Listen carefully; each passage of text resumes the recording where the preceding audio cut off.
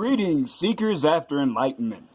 This is Cerberus, and it is time for the daily briefing.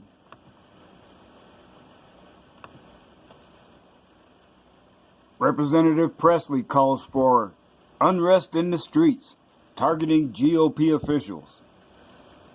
I am not going to say anything. I'm going to let her speak for herself. I'm looking to the public. You know, this is as much about public outcry and organizing and mobilizing and applying pressure so that this GOP-led Senate and that these governors that continue to carry water for this administration, putting the American peoples in harm's way, turning a deaf ear to the needs of our families and our communities, hold them accountable. Well, make the phone call, send the email, show up. You know, there needs to be unrest in the streets for as long as there's unrest in our lives. And unfortunately, there's plenty to go around. You know, I could jump right in after this and say there are a lot of conservatives upset about the way Obama ran roughshod over the Constitution. You think we didn't forget that little snarky line? I have a pen and a phone. I don't need y'all. Have a Coke and a smile and shut the F up. We do what we want. Yeah, see? We didn't forget that. And you notice there was not riots in the streets over Obama getting elected. Well, that's for two reasons. Peaceful protest is different from rioting. And unlike your base, conservatives and independents have to work for a living. So that's enough of that. Now this one, I'm just putting it out there. Donald Trump attacked after his brother's death by saying the wrong Trump died. So I have no idea who Robert Trump is. So, let's see. There are pictures. Okay. Almost immediately after his death, tweets calling for the president's death were posted using the hashtag #WrongTrump. Dear Grim Reaper, you took the wrong Trump, wrote Twitter user Talbert Swan, whose account bio claims he's a pastor and NAACP president. Talbert's account had been reportedly permanently banned for hateful conduct. Some users claim the president, who has been in New York over the weekend to visit his brother, only came to spend his time golfing and tweeting. He doesn't give a damn about a brother, assistant, parent, etc. Trump only cares about himself. What did Trump promise the devil for the Grim Reaper to take the wrong Trump? And of course they're gonna justify it. Wrong Trump is what I consider dark humor, very useful in keeping our spirits up in the face of such atrociousness. Oh, like your own tweet? Staying mindful not to become what we fight. Hateful, fearful, vindictive, it's way too late to say that. Hateful, fearful, vindictive, and name-calling is what you do. Yeah. And one user wrote, if a conservative tweeted stuff like wrong Trump about John Lewis or some other Dem politician, Twitter would insta-ban them. Remember all the conservatives wishing death to Obama and his family for 8 years? No, you didn't, because it never happened. This wrong Trump hashtag is patently disgusting. Yeah, and that's all I got to say about that. And so this is one I was looking forward to. A few members of Antifa actually had the stones to go protest the Sturgis bike rally. I know they were trash talking something fierce. because they're saying, oh, this is going to be, spreading the virus. Protests are okay, but how dare you have a social gathering? So, we got video. Let's see what we got here.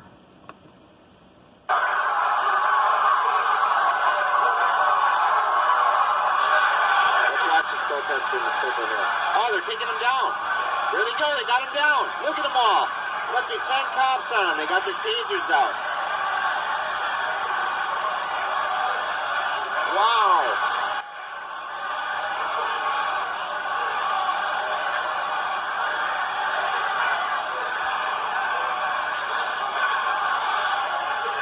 Let's check this one out. It says we don't want you to get coronavirus, white supremacy 45. President Trump.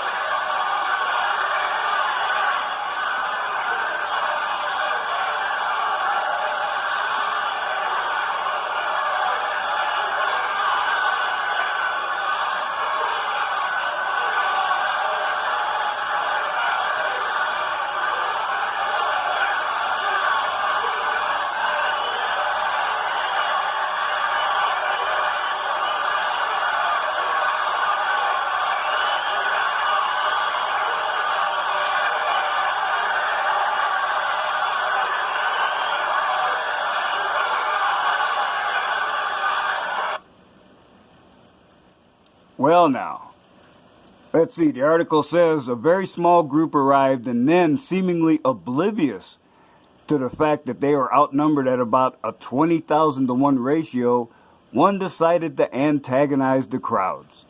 Good thing for these defund the police dolts that the police were there to safely escort them out of the throng.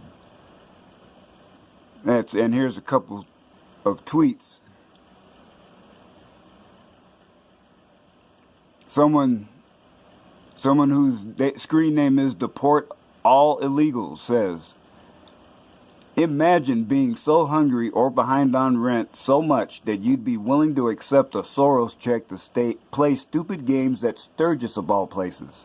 Fool is lucky he got arrested. I really hope there are more videos of similar events forthcoming, minus the saved by the cops.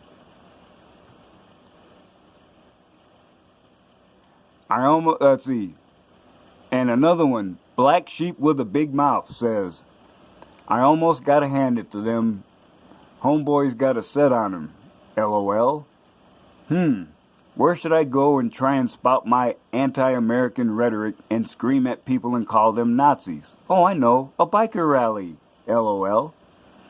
Okay.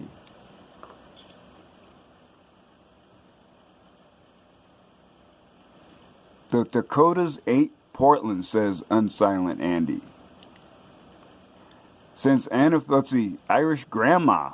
Ooh. Oh, her name is Joy. Irish. I don't know. I don't do Twitter. But she says, since Antifa wants to defund the police, I think the police should have let them defend themselves. Do stupid things, win stupid prizes. They would have not been so brave if the police weren't there to protect them. Yeah, buddy. Okay. And this one ties in the police, but not in such a good way. Yes, California cops terrorize and abuse couple listening to music in hotel room. So, it was a noise complaint.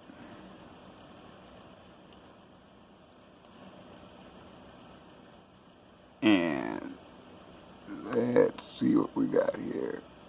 Marissa Santa Cruz and Paya Tuquafu are planning their future together. This is actually the love of my life, and we are planning to be forever and everything like that. He hopes to be a jail guard one day. She's studying to become a firefighter paramedic. I just came back from a firefighting training boot camp for women, and my birthday was coming up. In May of last year, the couple got a hotel room and started preparing for a night out to celebrate Marissa's 22nd birthday.